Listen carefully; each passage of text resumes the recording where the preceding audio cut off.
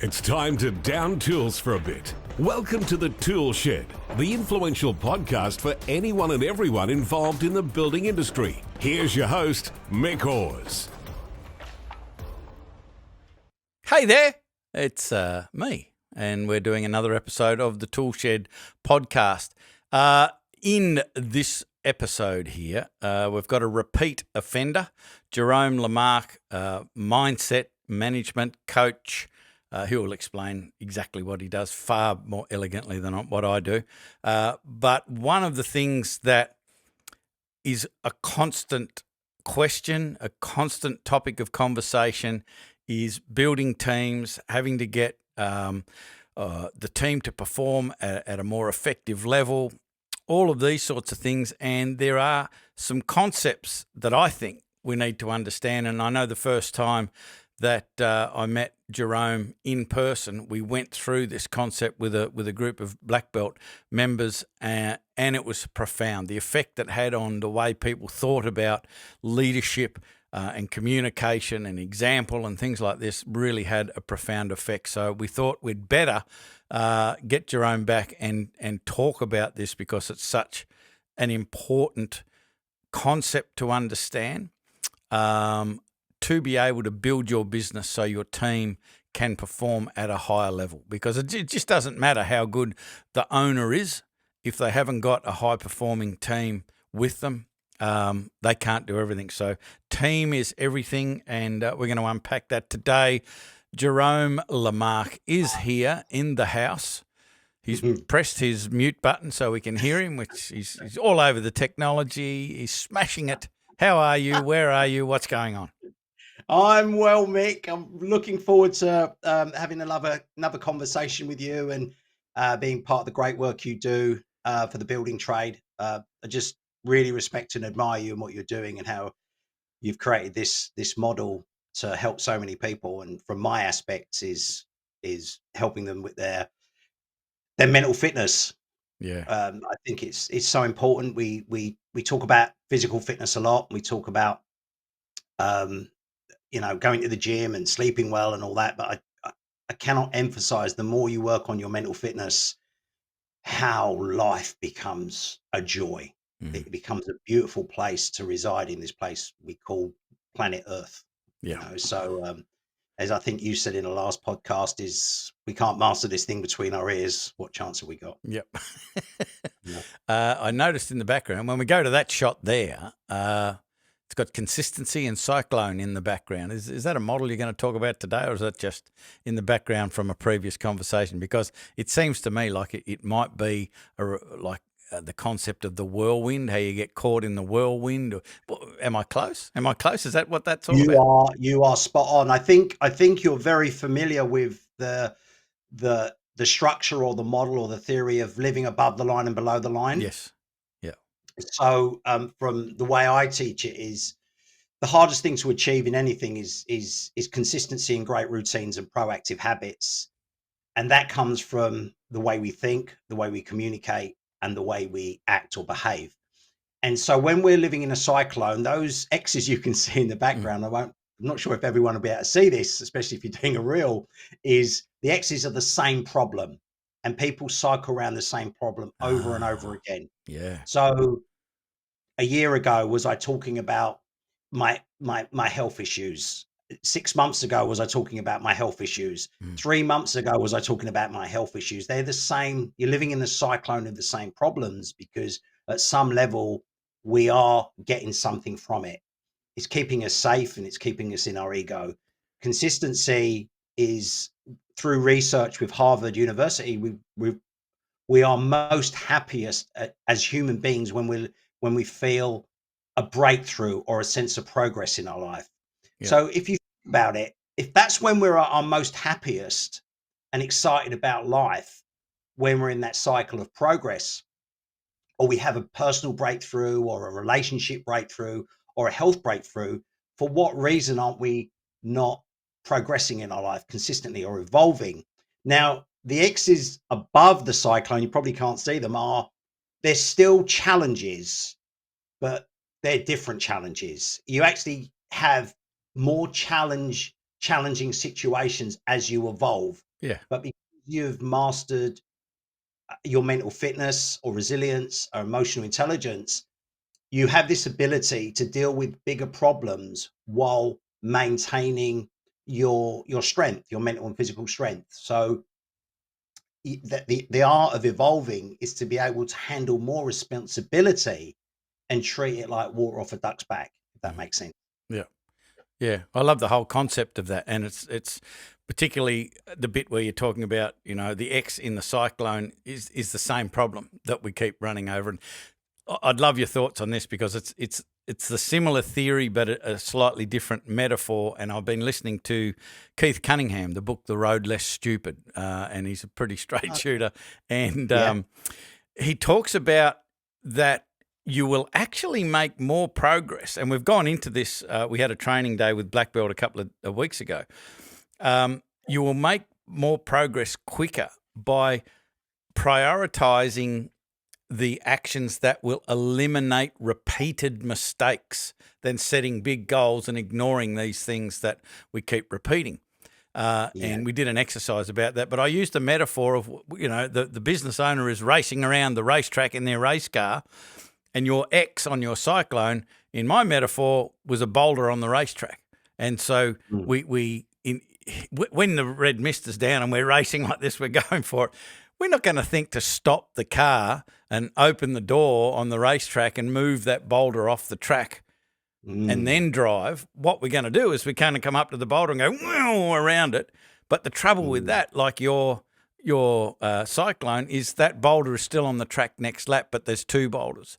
And then the next lap, there's 4 boulders. And the next lap, there's 8 boulders. And if we don't have a process of stopping the car, getting the boulder off the track, we will never get a fast lap time. We will never, because we've got to fix those issues. And I think that I want your opinion on this and your thoughts on this. How important is it to prioritize the mental fitness issues that we keep coming up against day after week after month, and they're just holding us back like a ball and chain? Yeah, it's such a challenge for us as business owners. I think the most important thing to understand is you talk about the person in the go-kart with the boulders. When we come from leadership, you don't sit in the go-kart. You would never sit in the go-kart. I was watching the film Napoleon the other night, and there's a saying in the group that I run is called "Leaders move slowly and soldiers move fast." A soldier would be in the go-kart avoiding or trying to get through the boulders. A leader would either be in a helicopter or would be standing holding the remote control. To use that kind of metaphor for the go-kart, the the 4 levels that we go through to become a leader is trainee or apprentice, technician, manager, and then leader. When we're developing a leadership mindset, there's only two superpowers, and that's clarity and confidence. And when you're in the go-kart, you haven't got clarity. You're dealing with the boulder, you're dealing with the fire you're putting out, or the bend you're taking. When you're the leader, you don't sit at that psychological level. You sit actually at a distance away from the business, even though you could be sitting in your office in the business. You never psychologically sit at the technician level, because if you sit at the technician level, you become part of the problem. You don't become part of the solution. And the idea of a leader is to see the map, the whole map. And prevention is so much better than cure. So when you're working, the greatest place to start with someone is actually when they haven't started the business, because you'll create the roadmap long before you even dig the first hole. You would sit with an architect before you built a house, long before you dug a hole and put the foundations in. And that might take 6 months. It might take a year, depending on the project. Business owners don't think like leaders. They think like technicians. I'm a good plumber. I'm a good electrician. I work for this company. I don't like the boss. I'll go and work for myself. And all they do is actually just become more of a technician with now the stress of all the things that the business owner they left had. Do you know what I mean? Now they're doing I know the exactly same what you thing. mean. They're a mindset of a technician will not lead and build. a Mm. high performance team. Mm. And so being a business owner and learning leadership, they're two different skills, because you have to know how to inspire and motivate people, especially when the going gets tough. And this is a big thing I learned when I was going through my sports psychology fitness coach, when I was working in a rugby league club, around the coaches of playing a big game away. And some players didn't want to go there. They were scared to play there and all that lot. Somehow the coach had to get into their head and motivate them to perform at their best. A business is no different. There's going to be things in your business you may not want to do, or there might be challenges in your industry. There might be global challenges. You've got one job as a leader, and that's to maintain enthusiasm throughout the organization, so everyone is excited to do their work, even in challenging times. They're skills you learn. And to do that, live an inspired life yourself. Mm. You have to really know your life's purpose and the journey you're going on. So I've sort of come away from the boulder and think, but a leader wouldn't talk about the boulder. He's not interested in the boulder. He's not interested in navigating a task. He's not interested in time management. He's interested in his energy management. Mm. He's also interested in priorities, much more than time management. I think you mentioned it earlier. There is no world in an inspirational team leader's mindset about time management. His constant role is to maintain enthusiasm based on where they are and the vision of the company and where it's going.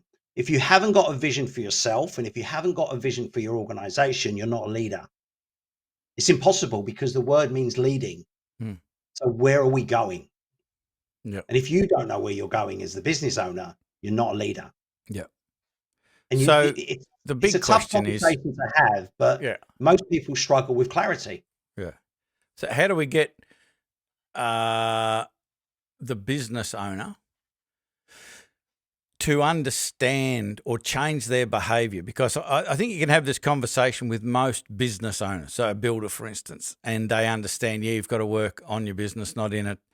They understand that concept, but every time they get a phone call from one of the team or a client or whatever, the on the business activity gets duck shoved to the side and they run to the in the business activity. What are some suggestions for the person listening to this that say, yeah, I know, but I really, really am challenged by changing my behavior and sitting down calmly doing the on the business stuff when there's the in the business stuff screaming at me? Mm. Yeah, great question, Mick. As always, I think the way I can describe it, I was talking to a business owner the other day. He's reached out to me via referral, and I was talking to him, and he said, I'm really struggling with my mental health, and I'm struggling with personal stuff at home. And he was really honest. And I said, where did you do your mental fitness training? He said, I don't know what you're talking about. I've never done anything like that. And I said, well, how do you expect something to be strong if you don't work on it? Mm. It's impossible. 99.9% of problems come from neglect. Mm. And if you want to neglect your own life, if you want to neglect your own ecosystem, if you want to neglect your emotional intelligence, if you want to neglect your spiritual well-being, you're only going to head one way, and that's south. Because as humans, we go to where we most feel comfortable. Mm. So if you're comfortable putting out fires, it's a habit you create. We call that in mind management reactive habits. You're reacting to the outside world. Yeah. An inspirational team leader wouldn't react to the outside world. He reacts to the mission, the culture, and where they're going. Yeah. It's such a, once you get it, it's very simple, but to get there is a little bit of a complexity in Mm. understanding the psychology of leadership. And if you name any problem to me, whether it's global, organizational, whether it's schools, government, parents at home, business, it all comes down to one thing: there's not strong leadership. Mm. Anywhere where there's an organization or a group of people and it's falling apart, it's because it lacks strong leadership. But then you ask those people, where did you do your leadership training? And they went, I didn't do it. I haven't done it. I just Mm. started a business, or I just got promoted as CEO to this organization, or I was a great accountant and now I'm running an accountancy team. And it's like, okay, you're a great accountant, but where did you learn your leadership skills? And so if we don't learn these skills, it's not who you're becoming, they're skills you're learning Mm. to evolve in your own evolution as a man, a woman, business owner, politician, whatever, fitness coach, whatever. There's skills you learn because your skill set to be a great technician in what you do is different to inspiring people into action. It's a different skill, but we can all learn those skills because I didn't know them until I was surrounded by people and I saw them doing it. And then I go, oh, right. And then I learned about sports psychology. I haven't really, I know I've got books behind me. I haven't really read many of those books. I flipped through them. Yeah. I've got, Richard Koch's 80-20 rule, and I understand it, a basic concept, but all my study was theory through a process of learning leadership. What is leadership? What is good and bad communication? The training of it. Understanding the different types of leadership. Are you an autocratic leader? Are you a democratic leader? I went through a learning process to learn that. I didn't do oh, have you read that book? I've got that idea. I went through a training process to do this stuff. And so and then practiced it out in the real world and harnessed my skills. And so I went through a process of that. And so you can read as many books as you want, but if you're not going through an educational process on learning something that's been put together like companies like Harvard, big organizations based on human behavior and research, reading a book's great, but education and experience are so powerful. Education without experience is not really that great. And experience without good education, it can be great. Mm. But when you marry the two of them together and you align them really well, it's so powerful, Mick. It's so powerful. And I will never, ever underestimate the power of great education.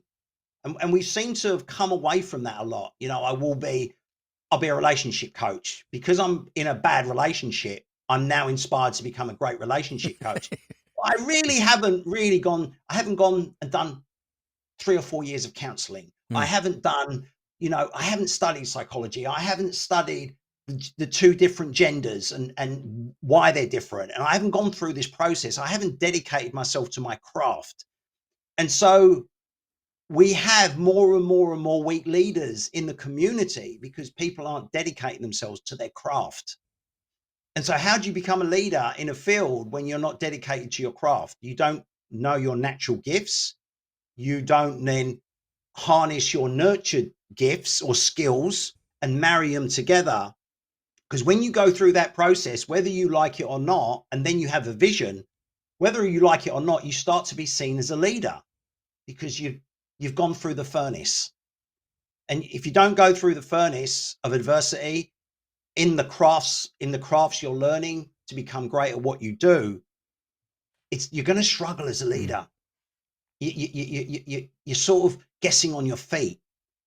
You're not the great swordsman because you've practiced sword fighting for years and years and years with different swords, against better opponents than you. There is no shortcut to being great at what you do. There is no shortcut. And that's what I learned with elite athletes. It's so important that you get up every day to master your skill. I say to the guys in the group, mastery first, money second. But most people chase money, but they're not masters of what they do. And so you're going to get yourself into a massive shit fight in that model. I'm chasing money because really I don't know my life's purpose. I don't really know why I'm on this planet. The two most important days in any man's life is the day he's born and the day he finds out why. When you find out why, you get up every day and you master that skill. Somehow money gets thrown at you when you do that. In the group, every week I'll show the group, when it's the purpose module, I'll show people that are living their purpose. I think we had Fred Hollows the other week. Fred Hollows, the visionary guy. Every eye is important, whether it's a king or a pauper. I showed them Lewis Hamilton from a young child harnessing his gift of focus at speed. He could be a fighter pilot, and from his age now, and all he did get up every day was to master his craft. The guy's a multi-millionaire now. He's never woke up and go, I want to be rich. Mm. And so you got to understand, we're living in a world now where mastery is like, it's downtrodden. Mm. Greatness, dedication, being a craftsman is like, it's so put down. And when you work with people, you go, why don't you get up every day just to master your gift? Because when you do that, you're so happy. Yeah. You're so happy. And then you look around and you go, have I created all this? Is because all I focused on was my gift and then sharing it with the world. This is where leadership starts. It starts in the heart and the soul of why you were born. And once you align that with your business mission and in a great vision, you somehow attract the right people into your life to go on that journey with you because you are inspiring. You're not sitting on the fence. You've jumped off the fence. You stand for something based on your gift and your values. And then you align that with your business mission and your business culture. It's a potent force. It's a potent power. And when I work with most people, they'll say, I'm struggling financially. I say, no, you're struggling financially. That's the symptom. Yep. It's not the cause. And if you're not willing to get up and be great at what you do and look in the mirror every day, you never point the finger at the team.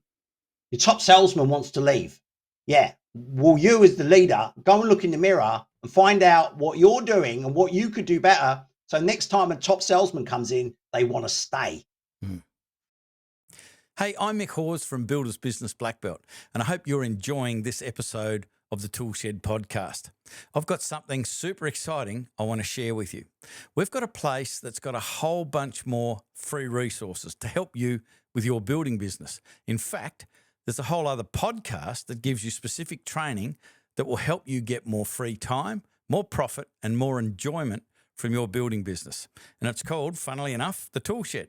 It's free to join, and it's full of other success-focused builders. And I invite you to join us in the ToolShed, where you can ask me questions and get guidance and support from other successful builders. Just click the link in the description to join, and I'll see you in there. I hope you enjoy the rest of this podcast. We end up where we're most comfortable. And so from a builder's perspective, where are they most comfortable most of the time? You know, it's solving problems, it's on site, it may be talking to customers, things like that.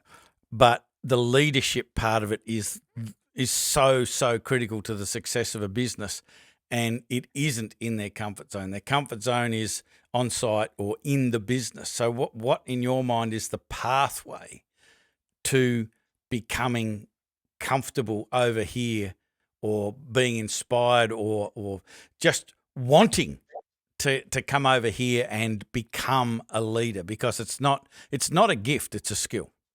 So what's the pathway? Beautifully said, Mick. It's a skill, because when you're around the right people and you pick up the skills, somehow you go, oh, it's becoming second nature to me. I think the most important thing is to understand we've got two human drivers. From my aspect, I know other people talk about different drivers. From my aspect, you've got to realize when we're acting upon something, it's because we're either seeking the need of approval or we're avoiding the feelings of rejection.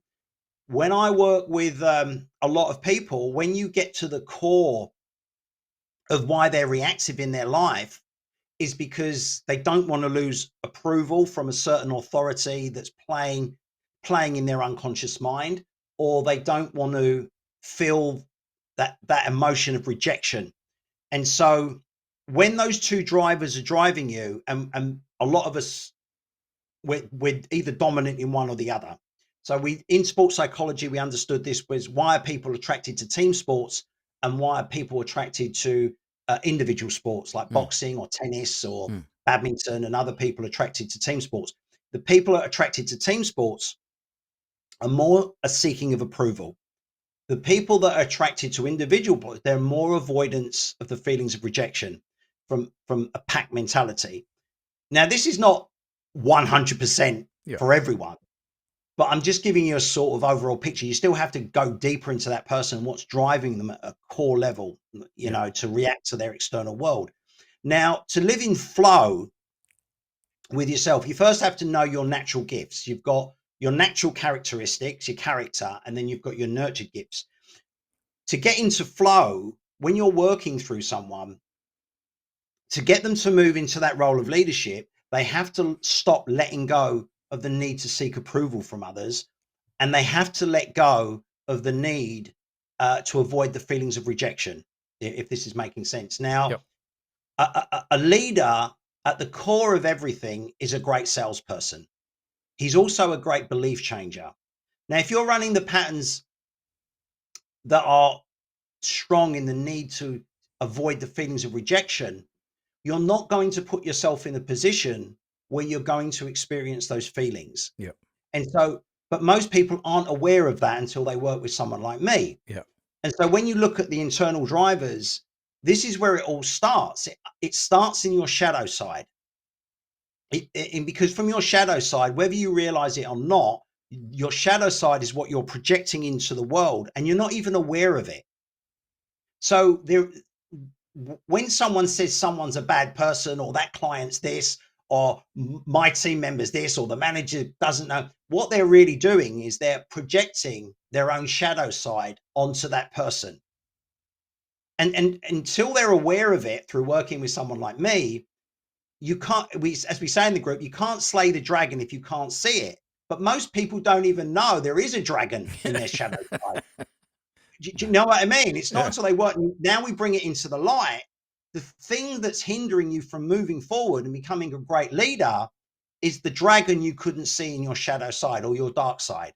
Yeah. It's not until we bring it into the light. In any relationship, you will never know that other person, because that other person doesn't know themselves, because your unconscious mind is an abyss. It's abyss, and there's layers and layers and layers and layers and layers and layers and things we've repressed. Mhm. And it's not until you do the mental fitness work that this all comes to the surface. Once it comes to the surface and it comes to the conscious mind, which is only about 8% of our where rationale goes on, that's when we can actually expose it, and then it has no hold over you. And so once these things, you let go of the need to seek approval from others, and you let go of the need to avoid the feelings of rejection, that's when you actually now can start, the inner conflicts go, I can now start being me, and I can now start becoming the leader I was always meant to be, based on my natural gifts and my nurtured skills. It's probably a long-winded answer, but I don't know if it did that help, Mick. How unusual for you to give a long-winded answer. Like, that's the first time I've ever seen that happen. It's like, anyway, that's how it goes. Mental fitness, what does that look like? Because I know that there's been a bunch of black belt members who have jumped across and are being coached by you, with their mindset. Someone wanting to do that or wanting to explore that, what can they expect? What does mental fitness look like when you're training for mental fitness, working with you? Oh, the first thing we'll work with guys is to understand why they want to work on their personal leadership. They must know why they want to work on their personal leadership. It's the Yeah. first step.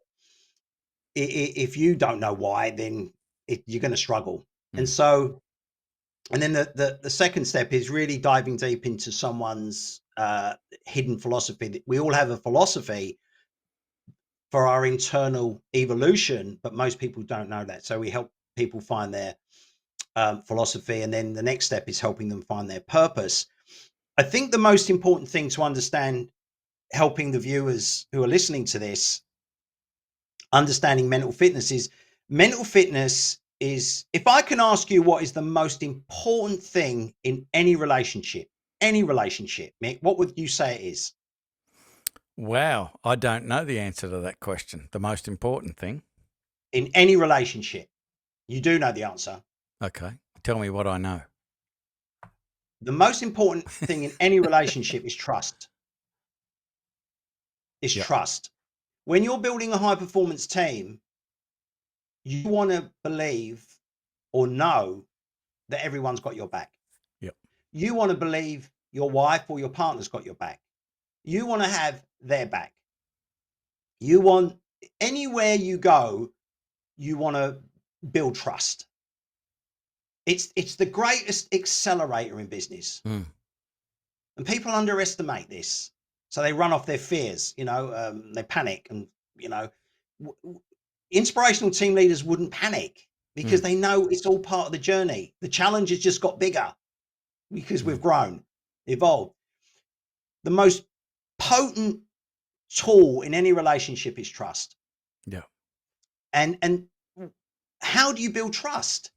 You build trust through being consistent in great routines and proactive habits, not bad routines and reactive habits, Mm. because you lose trust through that. So what does mental fitness look like? When someone's mentally fit, when they actually do things they don't want to do to stay consistent in great routines and proactive habits. Yeah.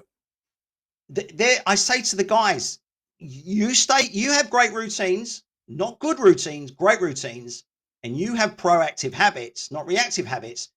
You watch how much you get out of life. Yeah. Because great routines and proactive habits lead to great outcomes. Bad routines and reactive habits lead to terrible outcomes. And I And they suspect don't that lead to creates trust. you being attractive too. Like that's where the leadership potentially starts, because people are attracted to people who have great routines and proactive habits. Yeah. It Yeah, becomes attractive. authentically. Yeah. Authentically. Yeah. I'm not doing this to impress you. I'm not Yeah. seeking your approval, or I do this because I know it's good for I've grown up. We call it being grown up. I know Mm. sounds quite simple, but I'm an adult. Mm.